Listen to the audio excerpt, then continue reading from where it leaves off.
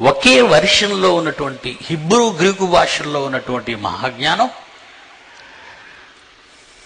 ఎన్ని వెర్షన్స్లకు వచ్చేసిందండి. ఏమంటే డేక్స్ బైబిల్లో ఎలా ఉందండి, మరి ఇంటర్నేషనల్ వెర్షన్లో ఎందుకు ఆగుందండి అని ప్రశ్నలు ఇస్తుంటారు నాన్న. ఇది వీడి వెర్షను, అది వాడి వెర్షను, నువ్వు దేవుడి వెర్షన్లోకి రావాలంటాను. దేవుడు ఆలోచనలోకి రావాలి, దేవుని ఆలోచనలలోనికి రావాలి. నువ్వు మనుషుల ఆలోచనలోకి వెళ్తే దెబ్బైపోతావు. నువ్వు మనుషుల ఆలోచనల్లో ఒక ఎగ్జాంపుల్ మీకు చెప్తాను. ఈ వెర్షన్స్ మీకు అర్థం కావట్లేదు కదా, దానికి ఎగ్జాంపుల్ ఒకటి చెప్తాను. మీరు చదువుకున్నారు కదా అంతో ఎంతో. మత్తయి సువార్త 13వ అధ్యాయంలో, మత్తయి సువార్త 13వ అధ్యాయము తీయండి. అందరి దగ్గర ఉంది కదా బైబిల్, మీ బైబిల్లో కూడా ఉంటుంది. 13వ అధ్యాయం మత్తయి సువార్త 13వ అధ్యాయంలో 56 వచనం చూడండి. ఇతని సోదరీమణులు అని నేను 30 ఏళ్ల క్రితం బైబుల్ సొసైటీ ఆఫ్ ఇండియాకి గడ్డి పెడితే ఆ పదప్రయోగం చేశారు. బాగా వినాలి మీరు. 30 ఏళ్ల క్రితం బైబిల్ సొసైటీ ఆఫ్ ఇండియా వాడికి గడ్డి పెట్టాను, అరే మీకు బుద్ధుందా అని. అంతకుముందు ఏమనుంది? 30 సంవత్సరాల కింద బైబిల్ ఇప్పుడు చదువుతాను చూడండి. ఇప్పుడు మీరు 30 ఏళ్లకు ముందున్న బైబిల్లో ఇదిగో నా దగ్గర ఈ బైబిల్ ఉంది, బైబిల్ చదువుతున్నాను చూడండి. ఇతని అక్క చెల్లెండ్రందరూ మనతోనే ఉన్నారు కారా? ఇతని అక్క చెల్లెండ్రా? అక్క ఉన్నదండి యేసుప్రభుకి?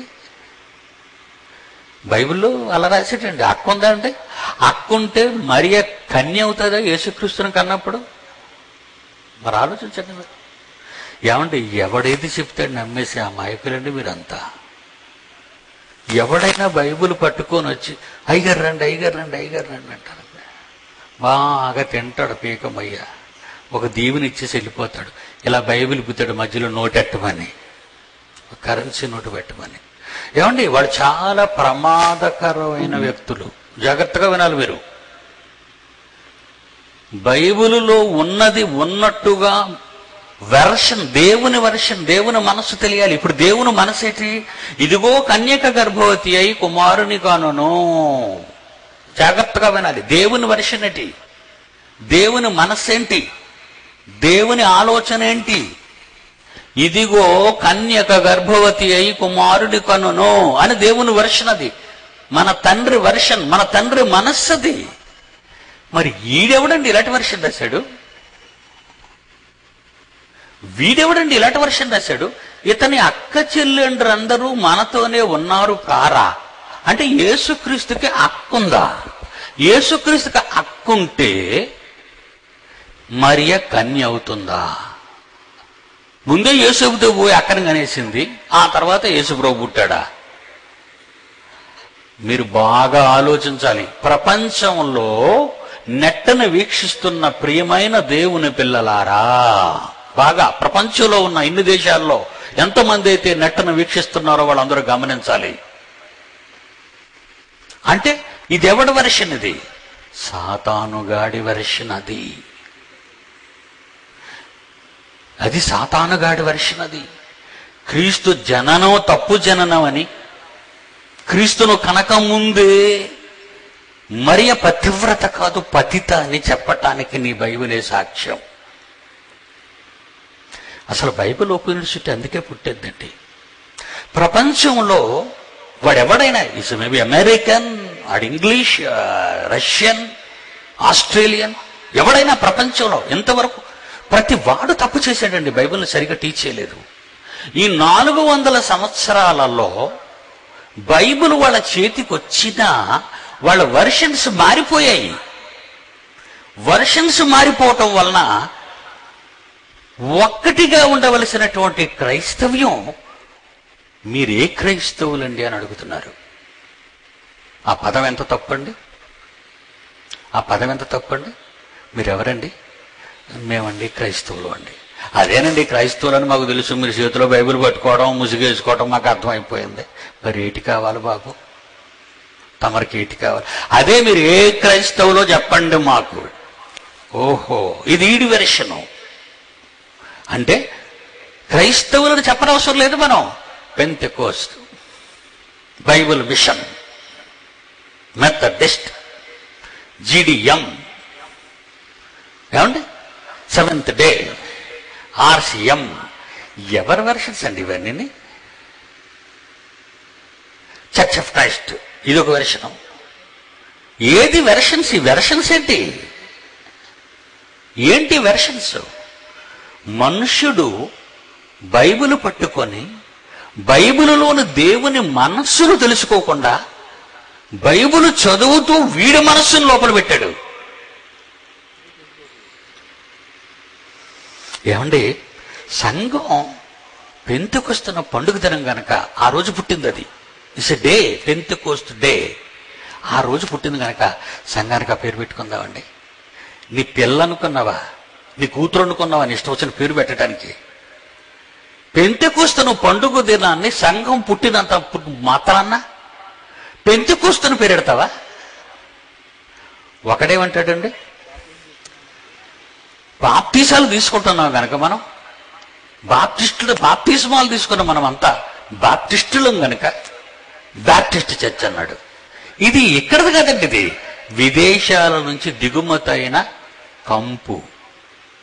ఇది మన వాళ్ళకి పుట్టింది కాదండి, మనం అంతా అమాయకులు కదండి, ఇండియన్స్ మనం చాలా అమాయకులు. ఎవడైనా కోట్ వేసుకొస్తే దొర దొర దొర, మనకు పండగ ఆడి దొర అయితే నువ్వు పొంగిపోతావేటి? నువ్వు దొరవు కాదా? నువ్వు దరిద్రుడు వాడు దొరానా? నువ్వు బానిసవు కాదు, వాడు దొర కాదు. వాడి వెర్షన్ ఏంటో తెలుసా? నేను డబ్బున్న వాడిని, విమానం ఎక్కొచ్చాను, డబ్బు ఇస్తాను కనుక నేనేం చెప్తే అది చెప్పండి అంటున్నారు వాళ్ళు. ఏమంటే ఈరోజు వచ్చేసిందండి, ప్రపంచమంతా వీళ్ళ ప్రభావం ఎక్కువైపోయి బైబిల్ చదవటం మానేసి ఒక బాప్టిస్టు వాడు బాప్టిస్టుగా చదువుతాడు బైబిల్ని, బాగా ఉన్నాడు, వెర్షన్ అలాగే ఉంటుంది. ఒక లూథరన్ వాడు లూథరన్గా చదువుతాడు, వాడి వెర్షన్ అలాగే ఉంటుంది. గమనించారా మీరు? ఏమండి, మీ ఇంటి పక్కన చర్చ్ ఉంది కదా, అక్కడికి వెళ్ళరా? మేము ఆ చర్చ్ కాదండి. అదేమని అంటారని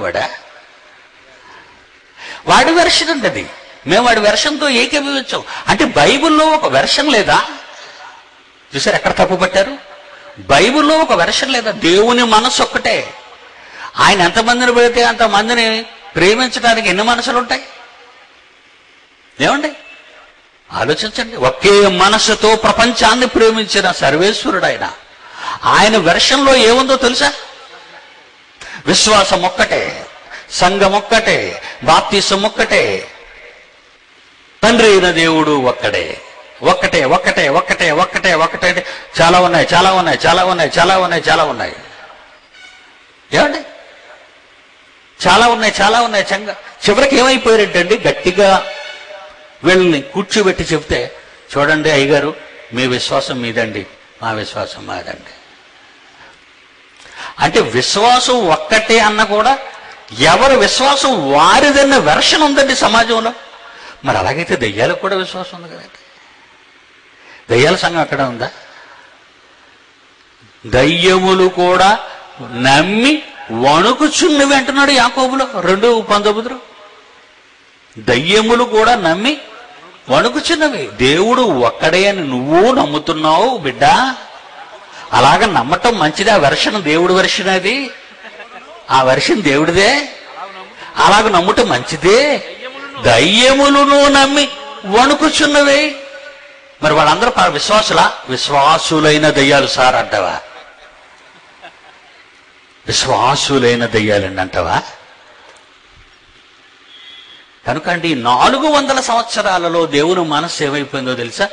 మనుషులు కైవసం చేసుకొని ఎవడి వర్షను వాడు పుట్టించాడండి. అందుకే క్రైస్తవ్యం కుక్కలు చెప్పని విస్తరైపోయింది కదండి. మరి ఒక్కొక్కడు అది ఇష్టం అండి. ఏమండి, ఒకటి అంటాడండి, బైబిల్లో ఎన్నో ఉంటాయి సార్, అవన్నీ మనం చేయగలమా? మరొకడు కొత్త వర్షం చెప్తాడండి. ఆడు కొత్త వర్షం తెలుసా? రాత్రి నాకు దేవుడు బయలుపరిచాడండి. అంటే ఇంతవరకు దేవుడు మనసు మనకి ఎవరికి చెప్పకుండా, 66 పుస్తకాల్లో ఎక్కడా లేకుండా వీడికి రాత్రి చెప్పాడు స్పెషల్గా ఒక వెర్షను. దేవుడు నాకు బయలుపరిచాడు అంటాడు. అంటే 66 పుస్తకాలలో సుమారు 42 మంది ద్వారా 1600 సంవత్సరాల కాలంలో రాయబడిన మహాజ్ఞాన గ్రంథంలో దేవుడు బయలుపరచని సంగతి రాత్రి నీకు బయలుపరిచాడా? ఇంకా వాడి ఇష్టం వచ్చినట్టు మాట్లాడతాడండి. వాడి ఇష్టం వచ్చినట్టు మాట్లాడతాడు. ఎందుకంటే దేవుడికి బయలుపరిచాడు. నువ్వేటో గద్ద గద్ద గద్ద గద్ద గద్ద గద్ద ఆడిపోతుంటాడు, ఎదుర్కొంటాడికి ఏదో బయలుపరిచాడు. నాడికేం బయలుపరిచాడు? బచ్చల కూర. అందుకే బైబిల్ ఓపెన్ యూనివర్సిటీ పుట్టిందండి. పిల్లల్ని కూర్చోబెట్టి 12వ ఏట నుంచే వీళ్ళకి దేవుని జ్ఞానాన్ని, తండ్రి గురించి నేర్పించాలి. గర్భంలో ఉన్నప్పుడు ఆలోచించావు, వెరీ గుడ్. బయటకు వచ్చిన తర్వాత 12 ఏళ్ల వరకు భద్రంగా వాడు కూర్చున్నప్పుడు, లేచినప్పుడు, మరి త్రోవ నడిచినప్పుడు, రాత్రి చదువుకున్నారు కదా. 12వ ఏట వచ్చేసరికి వాడిని దేవుని పనిలో పెట్టు. ఇంకా బాగా